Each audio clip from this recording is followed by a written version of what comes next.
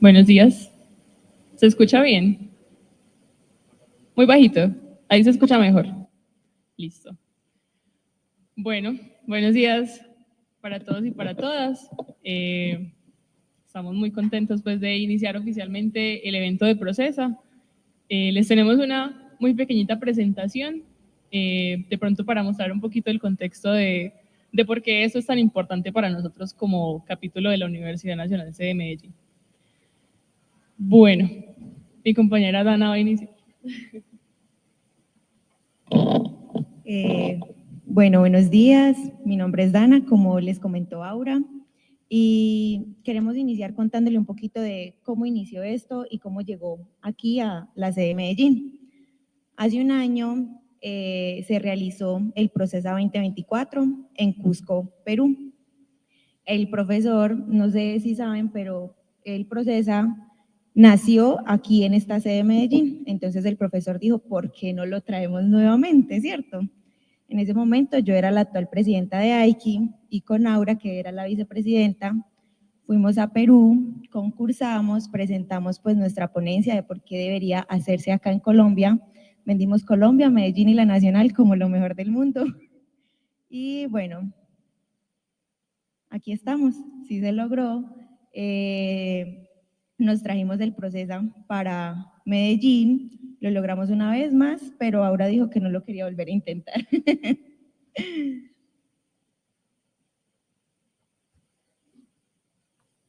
Claramente todo esto que ustedes ven no fue solamente una tarea de Dana y mía, sino que fue una tarea de todo un equipo que estuvo detrás.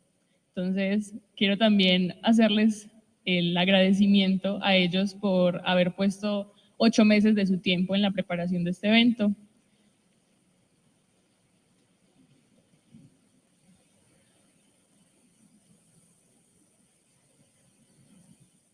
Ruidos de grillito de fondo, mientras tanto.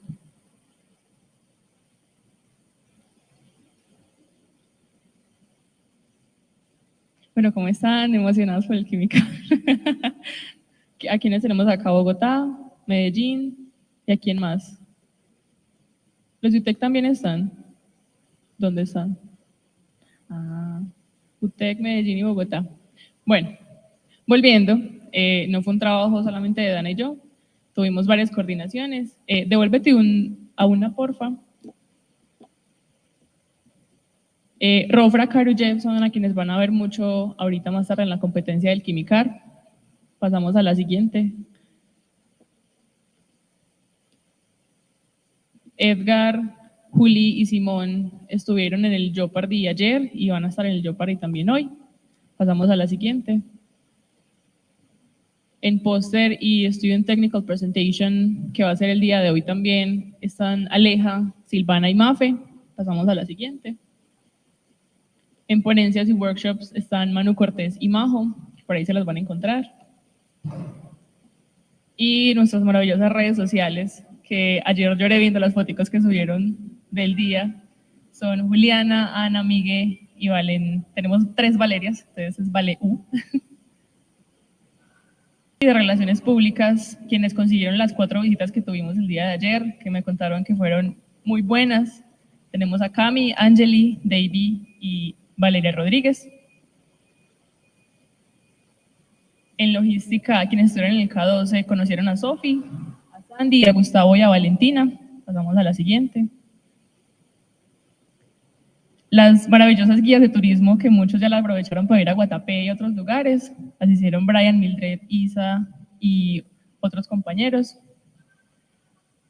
Y esa hermosa escarapela digital que a ustedes les llegó al correo fue obra de Manu, Nico y Natalia. Contamos, obviamente, con el apoyo siempre del profesor Alejandro, quien fue parte de todo este evento y quien ha estado siempre acompañando el capítulo, y de la profe Liliana, que siempre nos ha tendido una mano cuando lo hemos necesitado.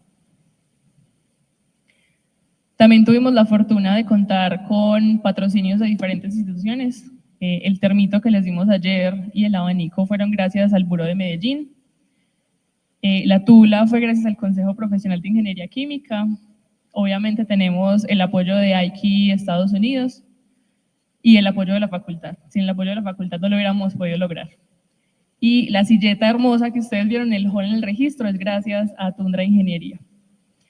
Entonces, bueno, muchas gracias a todos. Como dicen los profes, sin ustedes esto no hubiera sido posible. Y esperamos que este día termine bien. Bueno, los dejamos con el profe Camilo, que es el director de la curricular de Ingeniería Química e Ingeniería de Petróleos, quien les va a dar pues como un saludito y iniciamos con la programación del día de hoy. Muchas gracias.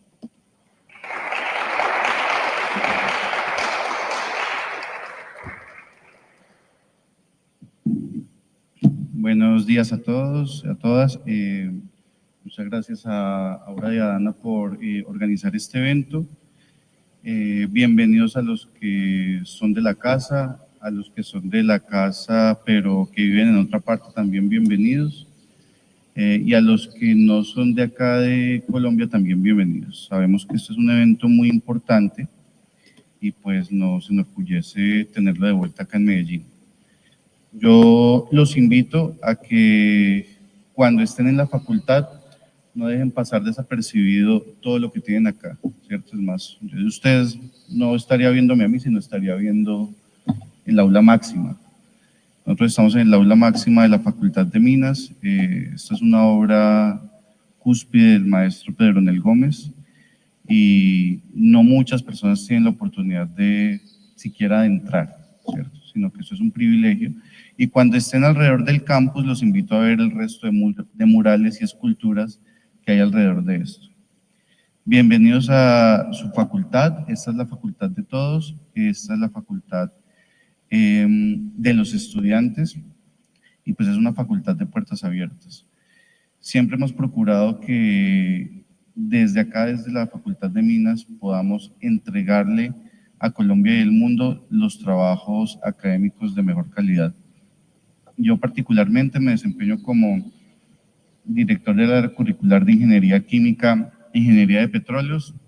Casualmente no soy ingeniero químico, soy ingeniero de petróleos, pero espero que este evento siga resonando aún más, ¿cierto? Yo sé, me consta que es un evento muy importante para Latinoamérica y el Caribe. Ayer tuve la oportunidad de recorrer muy brevemente algunos de los espacios que se estaban compartiendo con los diferentes estudiantes y sí me gustaría felicitar a todo el equipo de trabajo que se ha encargado de esto y de sacar adelante todas estas sesiones. Muy invitados a que sigan recorriendo la ciudad, sigan recorriendo la facultad. Digamos que no, espero que no sea algo que se limite a este evento.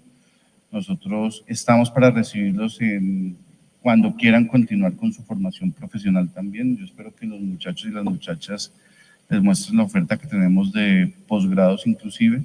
Y si están en pregrado, pues creo que hay varios convenios bajo los que ustedes pueden venir también a estar un semestre acá con nosotros.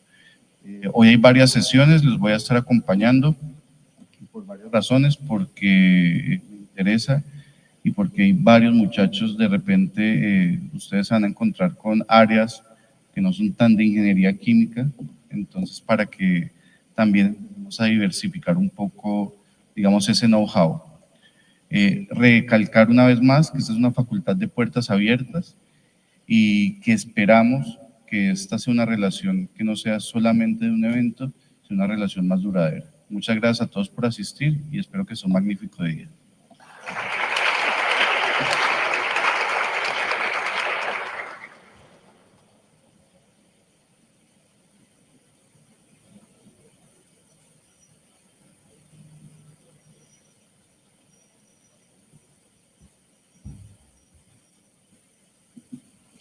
Muy buenos días a todos, reciban un cordial saludo. Es un honor presentar a la doctora Bilodiu, profesora asistente de Ingeniería Química en la Universidad de Virginia. Obtuvo sus títulos de pregrado y maestría en Northwestern University y su doctorado en Rensselaer Polytechnic Institute, donde recibió la prestigiosa beca Lawrence Livermore. Posteriormente realizó una estancia postdoctoral en el MIT, investigando aprendizaje automático para el diseño molecular. Su grupo combina simulaciones moleculares, física estadística e inteligencia artificial para diseñar nuevas moléculas, superficies y proteínas con aplicaciones en bioterapéuticos y materiales avanzados. Démosle la bienvenida a la profesora doctora Bilodiu.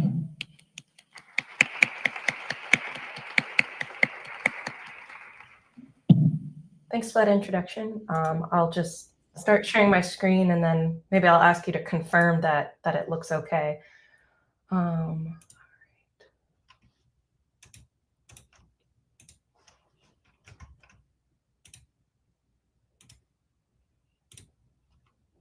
Is everyone able to see slides?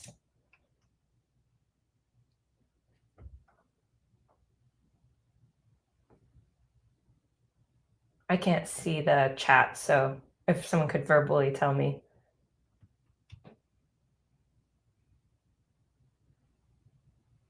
All right, I'm going to assume you can. Okay, hi, thank you for that introduction. As was mentioned, my name is Professor Camille Bilodeau. I'm an assistant professor at the University of Virginia. And today the project that I want to tell you about is some work that we've been doing for a few years, trying to develop methods using deep learning to predict the properties of peptides. But before I get into things, I wanted to start off by saying that I really appreciate the invitation to speak to you in person. And while I'm really disappointed to not be able to join you in person today, I really look forward to being able to pay Medellin a visit in the future. And I just wanted to emphasize why I was so excited for this trip. So right before I started at UVA a few years ago, I took my first trip to South America with my husband to Patagonia, and it was really amazing. So a little bit further south, but this kind of launched what we had hoped and hopefully will become more trips to South America. And then when I started at UVA, my first graduate student, Daniel Garzon, was actually a graduate of your university, the National University of Colombia. And so in addition to really helping me build my group from the ground up, in many of Daniel's group meetings to the rest of the group, he would show all of these pictures of home and of Medellin and really kind of convince us of how beautiful it was and how we all had to go. And so when Alejandro invited me to visit, I was really excited to be able to connect with your university and really see this beautiful city that I've heard so much about. And so even though I'm really disappointed that this didn't end up turning out to be the time that I would visit, hopefully I will have a chance to visit again in the future. I also, before jumping into the research, wanted to kind of talk about how things didn't really go according to plan, because of course, as you know, I'm unable to travel to be with all of you because we are expecting.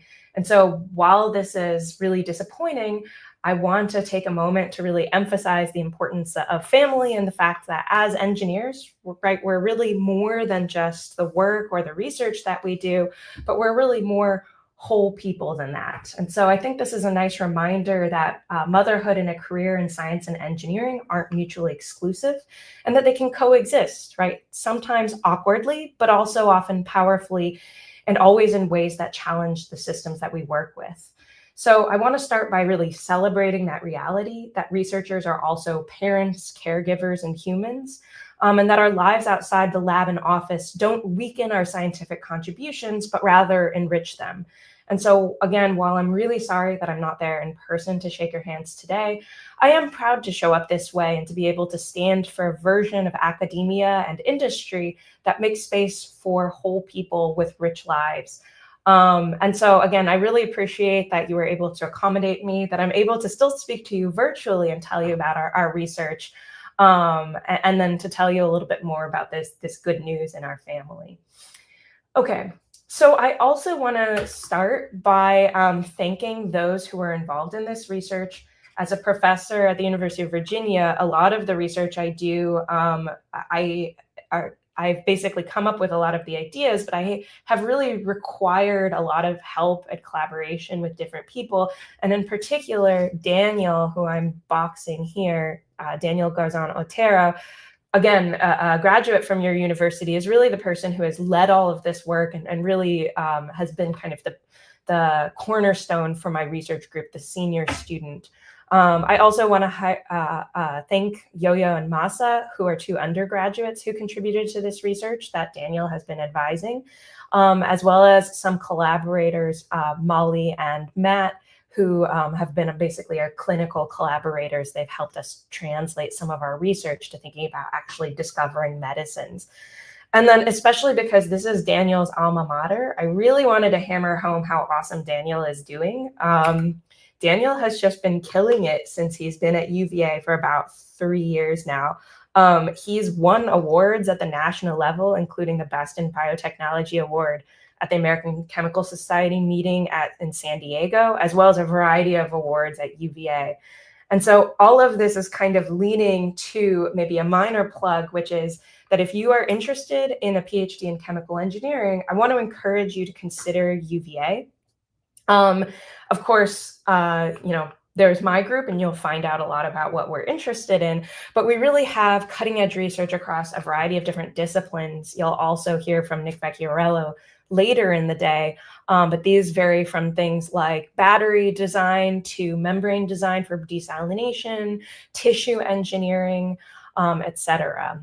I also want to emphasize that while our mountains aren't quite as tall as your mountains, Charlottesville and UVA are pretty beautiful, and so that's a lovely place to work.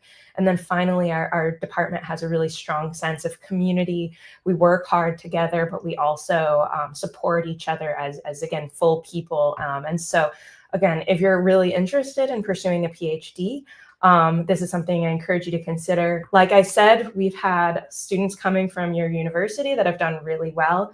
Daniel is my student, but we've actually also had another student recently, Maria Zuniga, who has also come from the National University of Columbia, who is also doing super, super well. I'm a big fan of her research, but I haven't bragged as much about her because she's not my student directly. Okay, so with all of that said, I want to tell you a little bit more about this research project, right? Using deep learning to predict the properties of peptides.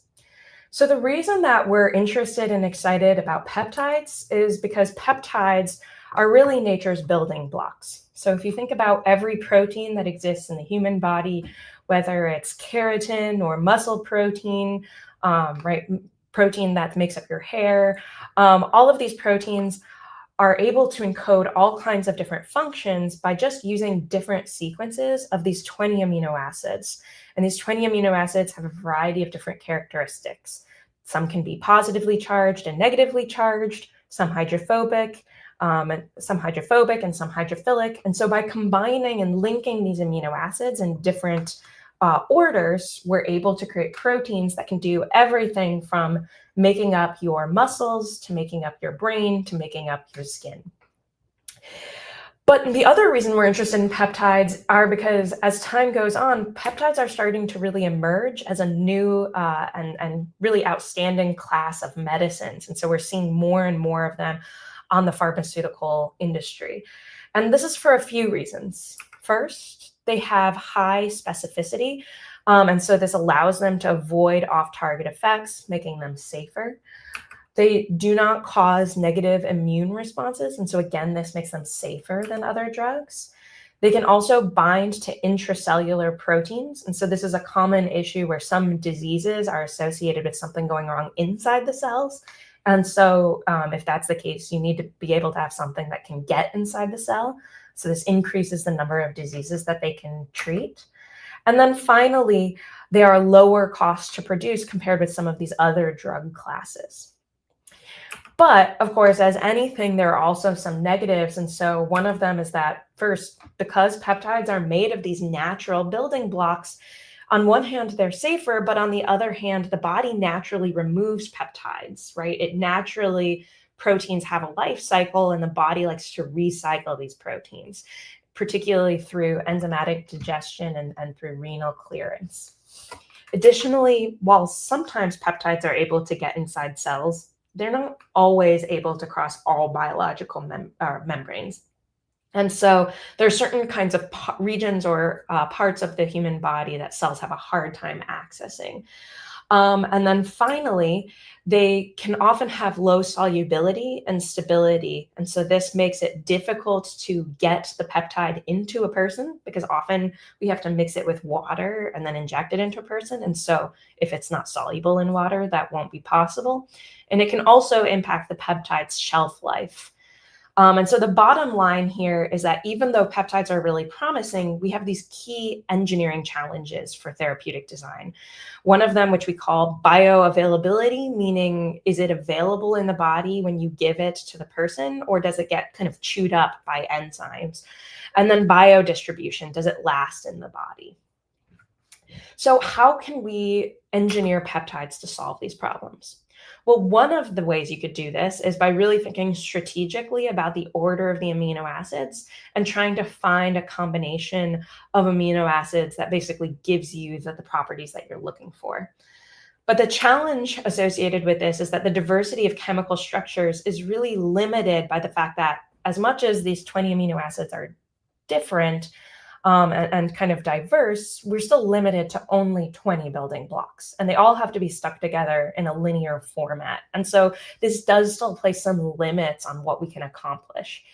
Second, these peptides are constructed from fully natural building blocks. And so as long as this is true, as long as the peptide is effectively exactly the same as what the human body is used to looking at, our bodies have evolved over, millennia to digest and remove them. And so we're always going to have this issue associated with our bodies trying to get rid of these peptides. And so a second option is to, instead of trying to come up with new ways to combine these 20 amino acids, what if we expanded our chemical toolbox? And so one way, for example, is to use an expanded amino acid library.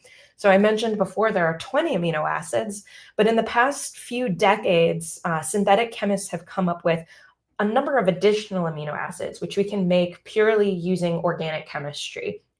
And then we can combine these with the natural amino acids to basically create peptides that contain both natural and what we call non-natural amino acids, essentially amino acids that are not part of that core 20 group. Beyond that, we can move away from this linear format, and we can do things like introducing staples, which link together amino acids that are maybe not directly connected, or cycles where we basically create a complete loop, right? And so instead of having a line, we have basically a circle. And then finally, another thing we can do is we can actually start introducing polymers. And so in kind of natural amino acids, obviously you have to only use these 20 natural amino acids. But here, these gray units are what we're thinking of as polymers. So these could be like polyethylene glycol or any other type of normal polymer that you might be used to seeing in a chemical engineering application. And then you can include these in formats that are either linear, or in this case, I'm showing what we call kind of a bottle brush format, where you have a polymer backbone, and then you have polymer and then peptide kind of branching off of this polymer. And so this is actually something that our collaborator, Rachel Lettieri, focuses on experimentally. And so it turns out that a lot of these chemical modifications are really good at solving these problems. And so armed with these new modifications, peptides have become a really fast-growing sector in the pharmaceutical industry. And so just to illustrate this, in the past few years, these are some recent blockbuster drugs that have come on the market. We have semaglutide, which is for diabetes and weight loss, tirzepatide, which is also for diabetes and weight loss, and then edelcalcetide, which is for chronic kidney disease. And so I think these may or may not be familiar to you all, but I know Recently, Ozempic has come on the market as a weight loss drug, and I know a few people I know are, interested in this because, there really, up until this point, hasn't been such a pharmaceutical weight loss type of approach. And so this has been something that has really generated a lot of revenue. And so overall, you can see that this is a rapidly growing market. There's a lot of interest in this, and then a lot of interest in applying these beyond just these types of diseases, but really to every disease you can think of. And importantly, over 65% of peptide-based drugs that are currently in clinical trials incorporate these synthetic modifications, like cyclization, stapling, pegylation, which is including polymers. And so really, these peptides are not these 20 amino acids strung together in a linear format. These are amino acids that are introducing new behaviors, right? So new non-natural amino acids, cycles, as well as these polymers. And so I think it's really important not to necessarily think about these as just peptides, but really synthetically modified or synthetically complex peptides. And so with this kind of really revolution in peptide design, there becomes a new challenge. And that is, as we expand our chemical toolbox, this results in a massive peptide design space.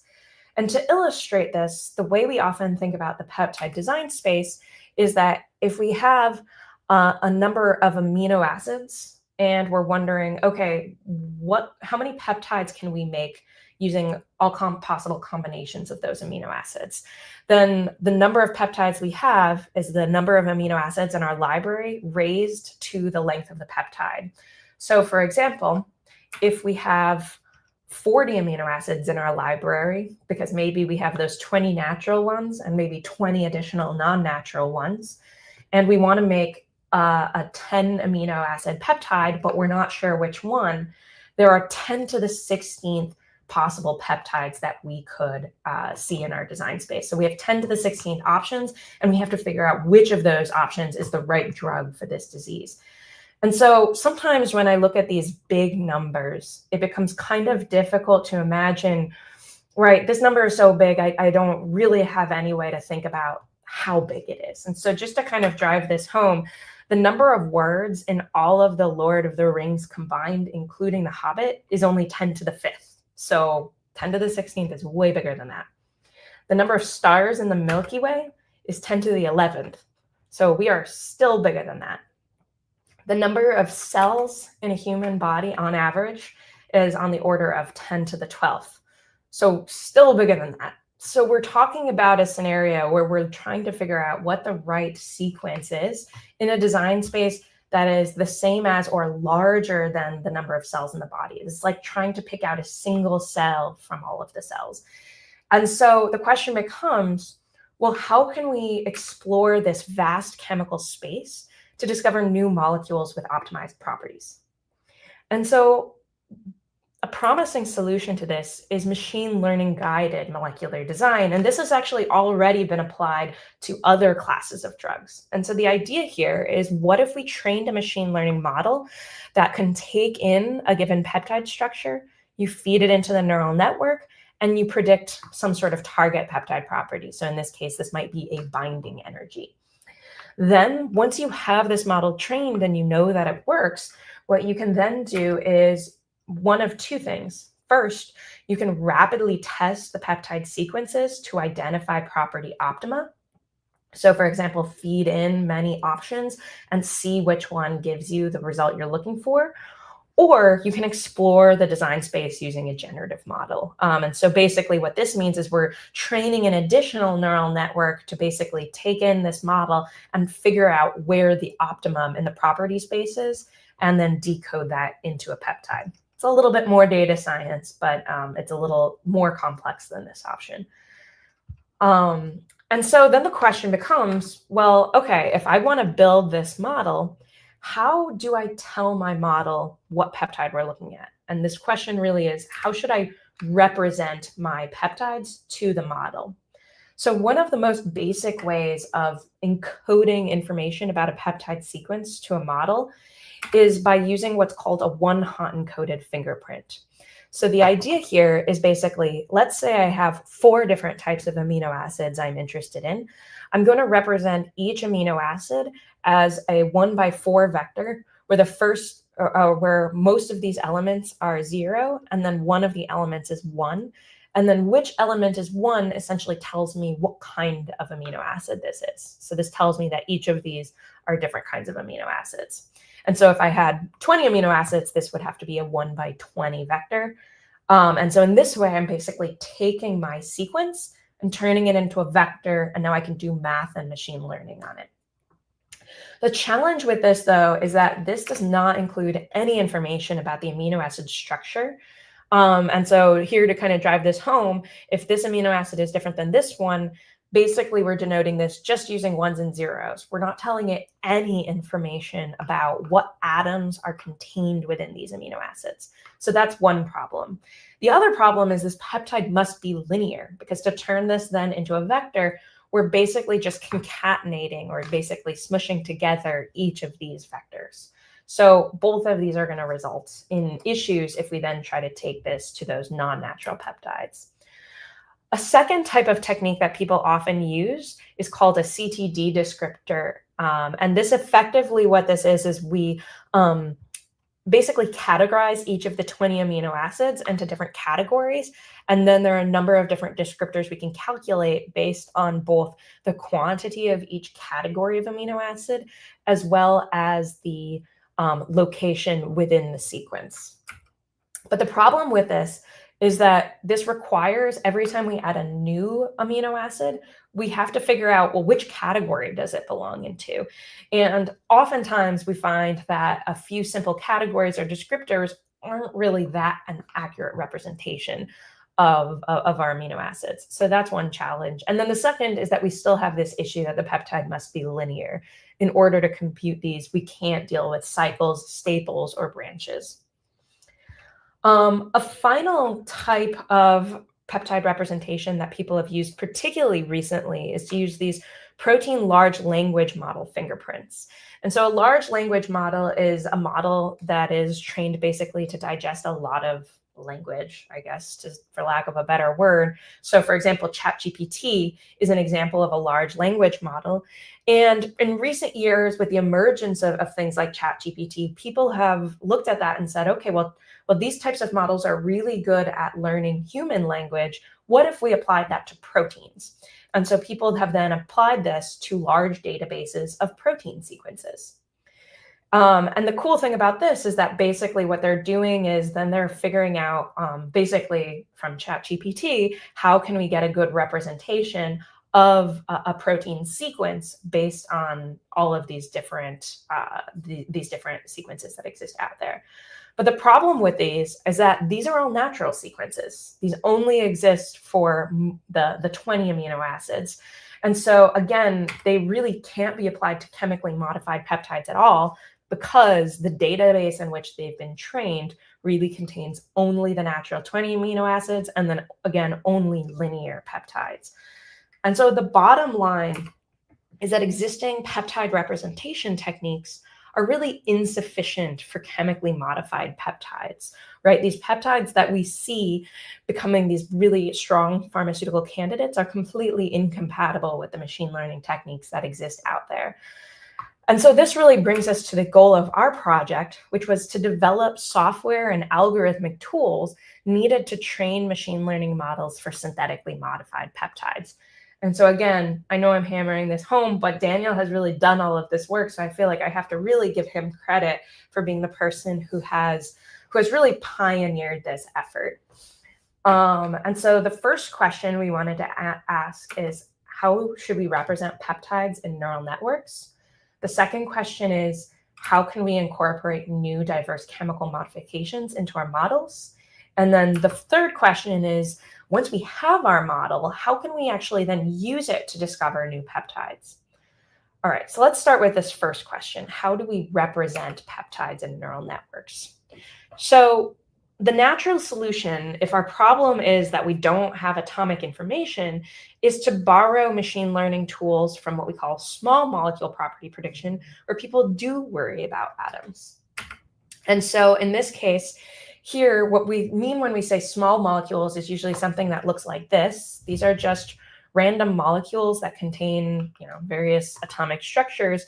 And because there's no common themes, in these cases, when people do machine learning on these molecules, they have to learn from the atomic level how to represent these molecules. And so this kind of gives us a starting point. In contrast, peptides are larger and they often contain repeating blocks. And so for this reason, historically, we've typically learned information from amino acid sequence. And so our goal was to think, well, could we combine this in some way? Could we get best of both worlds? And so the basic technique that folks often use for small molecules is a technique called representing them using a molecular graph. And so here, what I mean by a molecular graph is not necessarily a graph like you would use to explain your data, but rather a graph in the sense of a collection of nodes and edges that connect these nodes. So you can think of this as maybe similar even to like a social media graph that connects, that tells you, how people are connected. In this case, we're trying to represent how atoms are connected. And so in this case, each atom is going to be represented by an n-dimensional feature vector. And inside this vector, we'll have information like atom type, whether it's an aromatic atom. So if it's in, like, for example, a benzene ring, how many bonds does it have, hybridization, and this kind of information. Then based on the connectivity of these atoms, we perform a technique called message passing. And this is basically a data science technique that allows neighboring atoms to exchange information with their neighbors. I won't go into this into too much detail because I know only a fraction of you were actually at my workshop yesterday. But if you were at my workshop, message passing is just a small modification to the techniques that we learned yesterday. And so basically what we would do is we would calculate for each pair of atoms what we call a message, which is a hidden vector representing the way that these two atoms should talk to each other. For each node, we basically sum over all of the messages that it receives. And then we basically combine the node's previous information with the new information, which is the combination of all messages. And so if all of that sounds complicated, the real long story short is that we iteratively allow each atom to learn about its neighbors and to update its vector representation based on information about its neighborhood. So basically what we'll do is we'll start with this graph representation.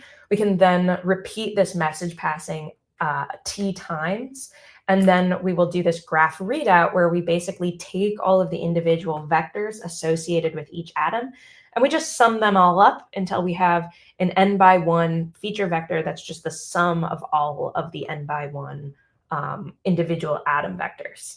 And then what we do with this is we feed this through a fully connected neural network. And this is identical to what we talked about in my workshop yesterday. So this is literally exactly what you have the code for if you attended that. And so this is a way we can basically learn molecular behaviors just from the atoms themselves. Now,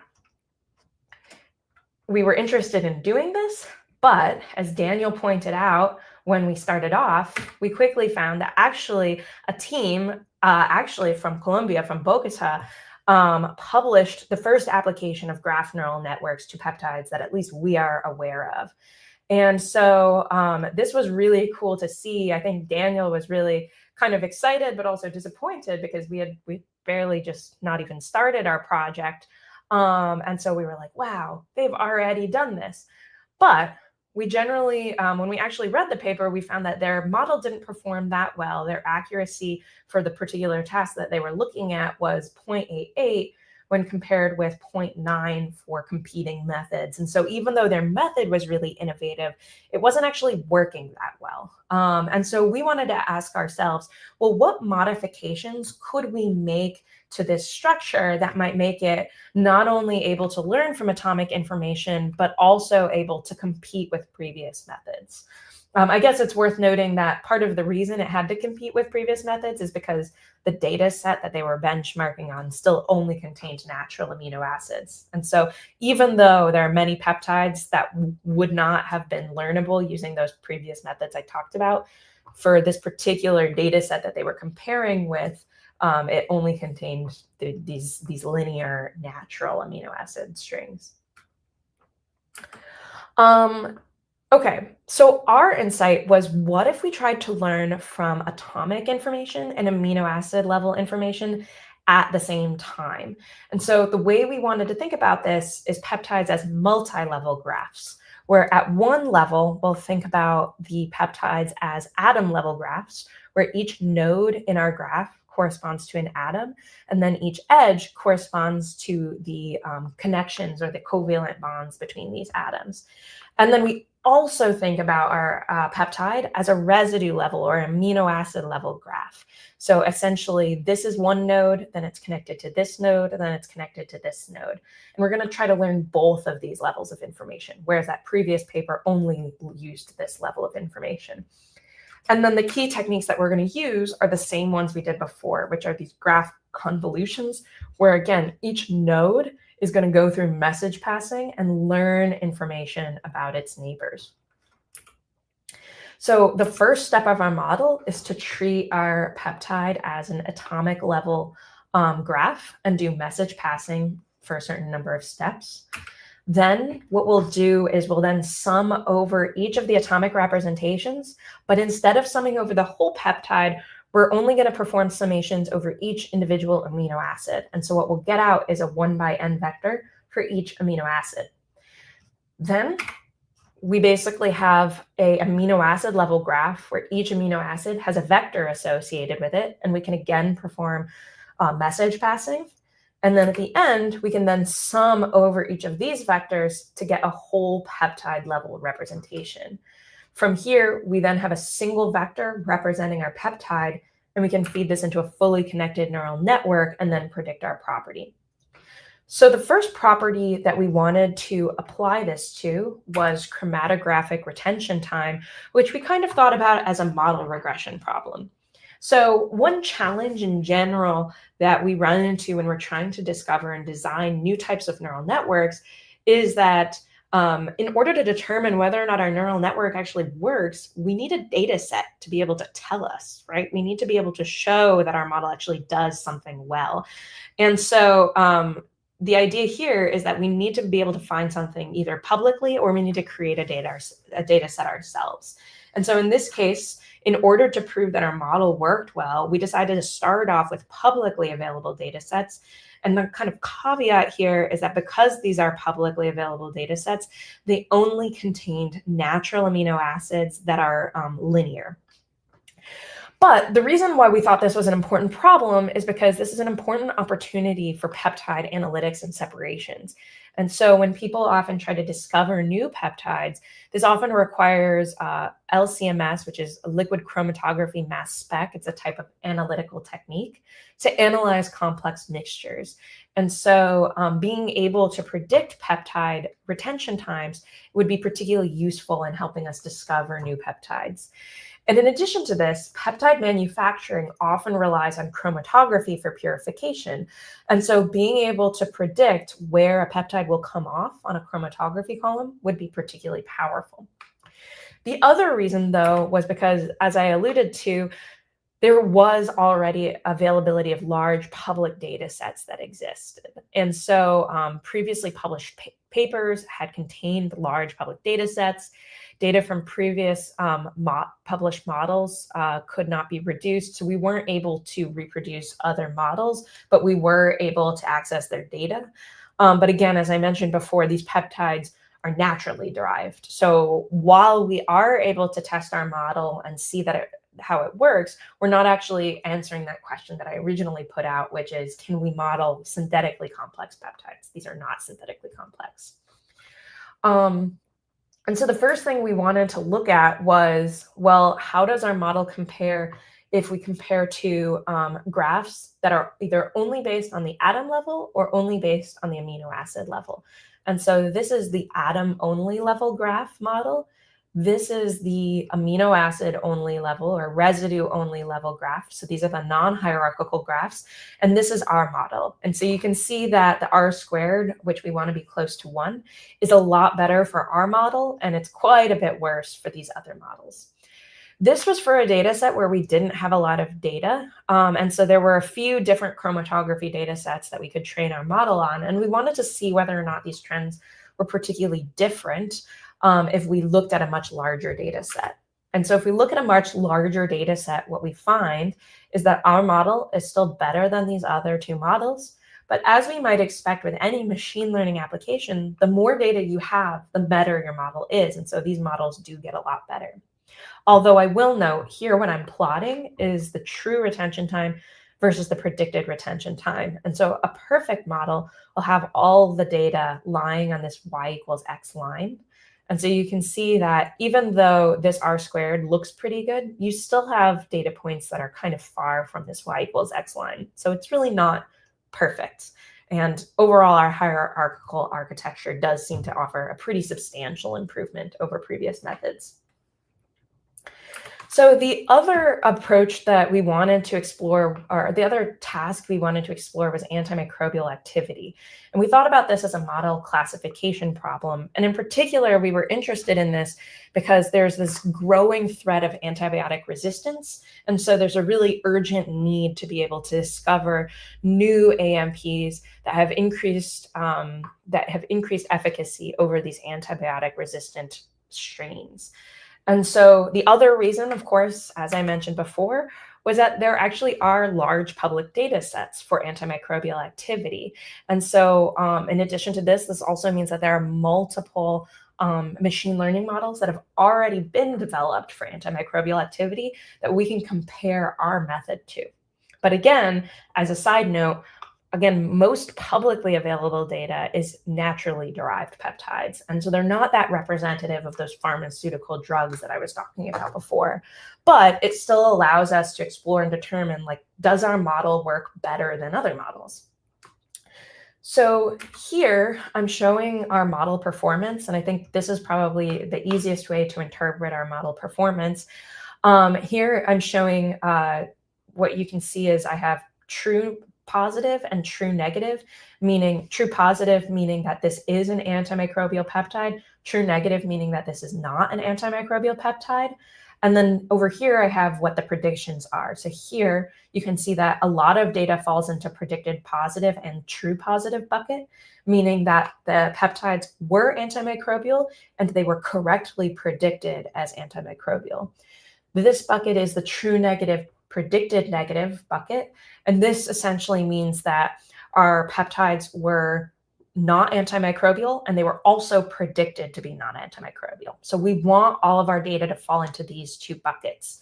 These two buckets are the data where we got things wrong. This is predicted negative but true positive. So cases where our model said that a peptide was not antimicrobial, but in reality it was. And then this is the inverse, the case where the peptide was not antimicrobial, but our model said that it was. And so overall, our accuracy is really the measure that tells us what % of the time was our model correct. And you can see that our accuracy for this was 0.93, or about 93% of the time. We can then compare this to other top machine learning methods for predicting antimicrobial activity. And what you can see is that in general, our model consistently beats the previous methods. And I'm not showing it here, but, or no, this is that method that I described before, which had 0.88 accuracy. So this is that graph neural network approach. And these two methods are approaches that are based off of those featureization techniques that I talked about before, which are incompatible. So the overarching takeaway here is that not only is our method more flexible and can take into account more synthetically complex peptides, but even on natural peptides, our model is outperforming the existing state-of-the-art methods. Okay, so this was really cool to see. But at this point, we were thinking to ourselves, well, okay, we've proven that our model works pretty well for naturally derived peptides. Well, we haven't done anything with non-natural peptides. That was really our ultimate goal, and that's really where the need is. We don't want to just keep making machine learning models just a little bit better. We want to really transform this field. And so our next question was, how can we incorporate new chemical modifications into our models? And so when we started to actually do this, we pretty quickly ran into an issue. So for natural peptides, we can basically take in an amino acid sequence. So here is just an example. You can think of each letter as corresponding to an amino acid. And there exist standard Python libraries. If we kind of Google and put together different codes, we can come up with a way to represent our peptide as a molecule in Python, and then use standard Python libraries to then represent the atom level adjacency matrix, which is required to know how to do that message passing.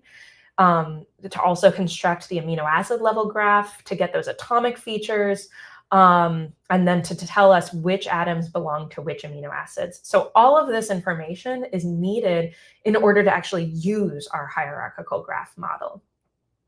And so one of the challenges became when we started to try to look at peptides that didn't contain natural amino acids, but instead contained non-natural amino acids, we pretty quickly found that no packages actually existed to take us from this sequence that you might see in a data set to the actual molecular structure, and then convert this into the inputs for machine learning model. And so to solve this problem, we are introducing a new open source Python package for non-natural peptide machine learning. And so I won't go into too much detail on how this package actually works because it's fairly technical and I just don't think it will be that exciting. I'm happy to answer questions about it later.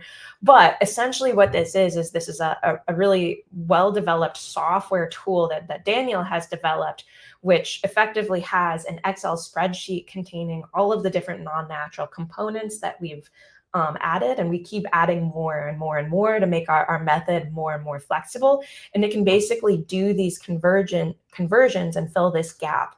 And so without this package, when you have these non-natural modifications, you essentially can't do any kind of machine learning. Whereas with our package, we hope to be able to really enable not just using our hierarchical graph method, but really any machine learning method that is for these synthetically modified peptides. Okay, so I've told you about these tools that we've developed, but now we want to really put our tools to work and discover new antimicrobial peptides for targeting drug-resistant bacteria. And to do this, essentially what I did was I knew there was someone else in our department, Rachel Lethierry, who had been working on antimicrobial peptide discovery. And so I asked her, who should I be talking to? And she told me that Professor Molly Hughes and Dr. Matt Crawford at the School of Medicine at UVA were actually trying to do work discovering new antimicrobial peptides, and they had a data set to work with. And so what they had was a primary antimicrobial candidate. This is the sequence. And they knew that it killed this particular drug-resistant bacteria, Klebsiella. And what they wanted was to figure out how to modify this sequence or create new peptide sequences with even higher killing activity than the candidate. And so this is a little bit of a different question than what we were asking before, because instead of trying to predict, is a peptide antimicrobial or is it not, here we're trying to predict, is it really, really, really antimicrobial versus is it medium antimicrobial versus is it not antimicrobial. So we care about the level of antimicrobial activity. And the reason for this is to actually develop a drug, you can't just have something that kills bacteria. You have to have something that really, really kills bacteria, for lack of a better word. I'm not a clinician, so I'm not being very specific, but you can kind of get the idea. And so to do this, we really had two different types of data. We have a technique called Alamar Blue, which is an experimental technique where the peptide is introduced to a bacterial colony, and then you wait a certain amount of time, and then you measure how much bacteria is left. And then if that bacteria, if less than 1% of the bacteria is left in the well, then it's an antimicrobial peptide. And if not, we consider it a non-antimicrobial peptide. So this is kind of a rough assay. It's relatively easy to do relatively quickly.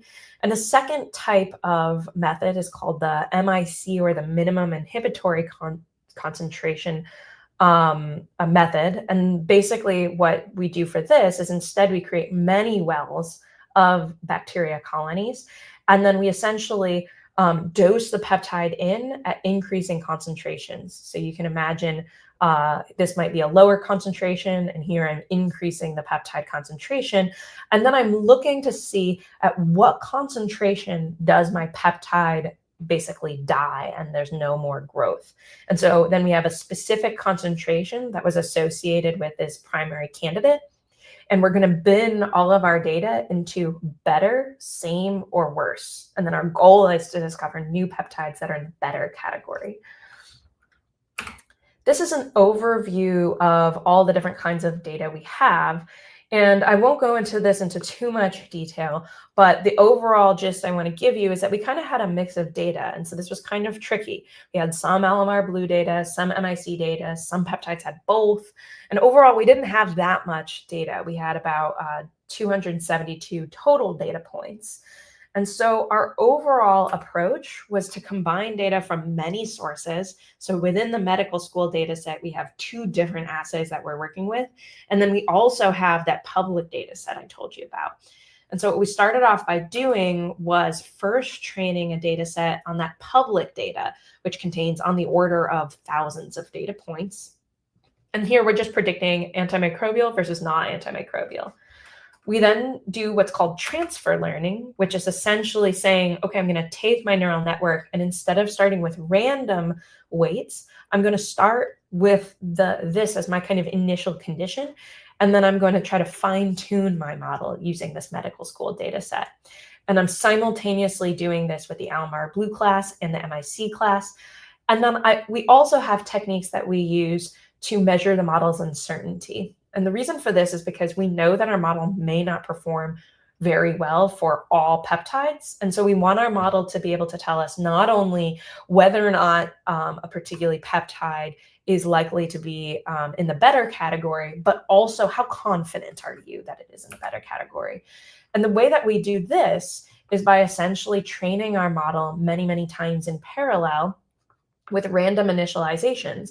And if we get a consistent result that our peptide is better, then we believe that that is a more robust result. It's less sensitive to initial training. And so this is it indicates increased confidence. However, if we have a large variance, this is considered an uncertain prediction. And so we believe that that is less confident that that will be in the better class. And so overall, here I'm showing, again, what we call a confusion matrix.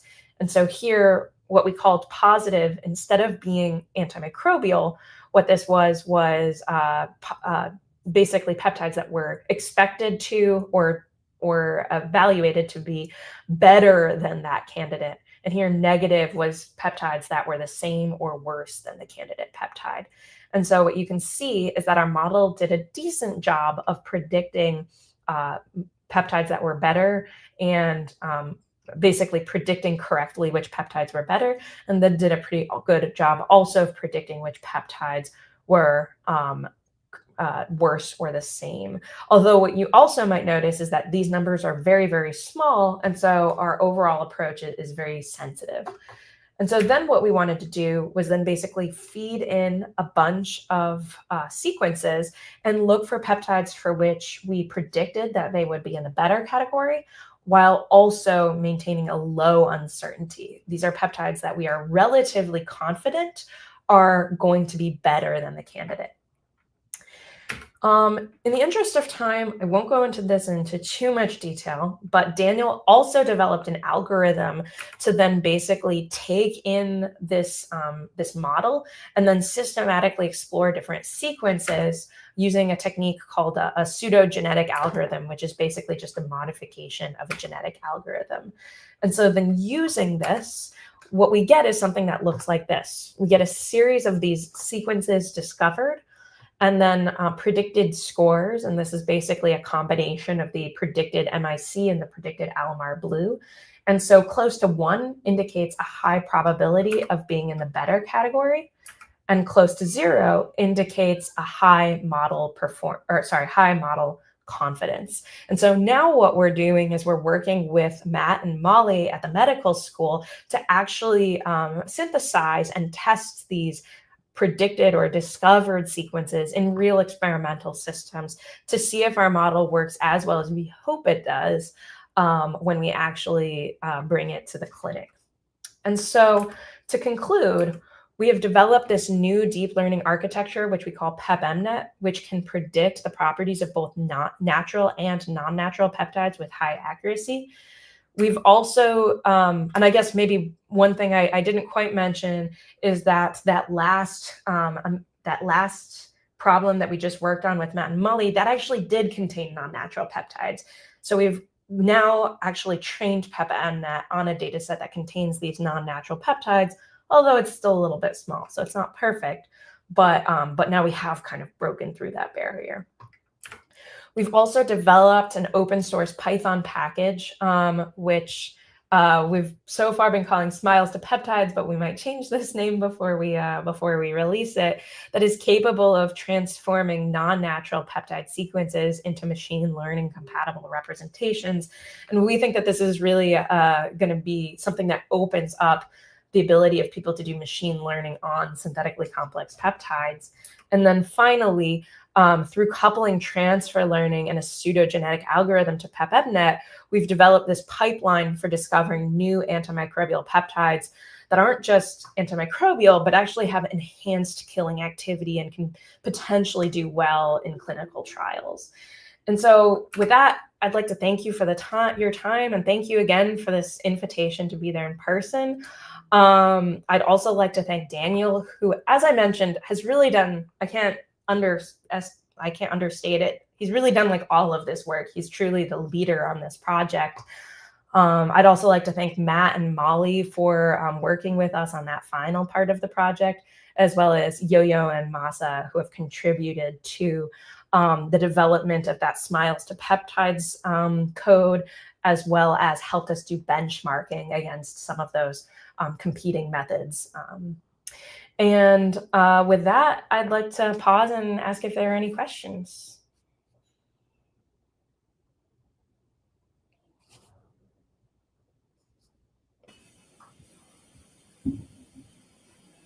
Buenos días. Quisiéramos saber si alguien tiene alguna pregunta sobre la presentación de la doctora Bilodiu. So Professor, we don't have any questions right now, and we are also very thankful to you for your presentation, for showing your work, and we hope to see you next time in person. Thank you very much. Absolutely.